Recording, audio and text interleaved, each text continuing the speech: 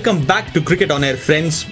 This is Shri and we are talking about the story of cricket controversies today. Guys, I'm reminded of another interesting incident that happened in a test match between India and Australia. Oh, you mean the Harbhajan Singh Andrew Salmon's monkey game? Or the poor umpiring of Steve Buckner in the same test match? Arey nahi guys, I'm talking about an incident in 1981 at the Melbourne Cricket Ground. Okay.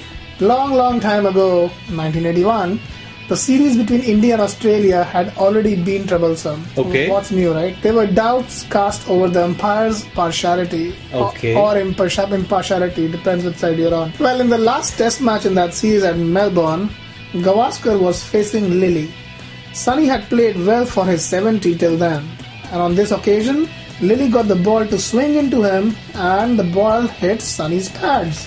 Lillee went up, appealing for an LBW and the entire Australian team along with him, and then guess what happened? The umpire declared Sunny out, but Sunny's contention was that the ball had hit his bat. Well, LBW decisions are always difficult. Even if the umpire misses something for a split second, the decision just could change. Yeah, it could, but then Lillee was also not a saint, really. Exactly. You know, he also turned to the umpire, put on quite a show, and pointed to the place where the ball hit on the pads of Gavaskar. Correct. And eventually gave Gavaskar quite an unceremonial send-off. Like who? Is this the umpire giving it or the bowler giving? This is the bowler giving, and that's exactly what infuriated Gavaskar even more. I'm sure Gavaskar I would think have... Lillee was being silly.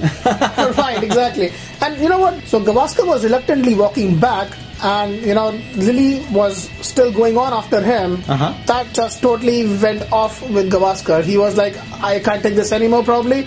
And what he did was the unthinkable. Not only went off the ground himself, he took the other guy at the other end off the ground with him. Wow, this is getting interesting. So he just took the whole, like he wanted to forfeit the game? Exactly. No, Gavaskar just turned from batsman to an umpire there. Don't you understand? Yeah, right, exactly. That too. I mean, he just took everything in his hands, like, I rule. Well, he was the captain and he decided that his team would no longer play in the test match. So, he was forfeiting the match. And now he was taking the role of ICC. That too. And then there was obviously a bit of confusion around. Only after the Indian team manager intervened and calmed Sunny down, the game continued. It would have set a precedent had Gavaskar's walk-off succeeded, honestly, guys. Seriously, I mean, come on. Somebody had to prevail, like, some sense had to prevail. That the whole episode was total nonsense. So and wait, this is the best part, guys.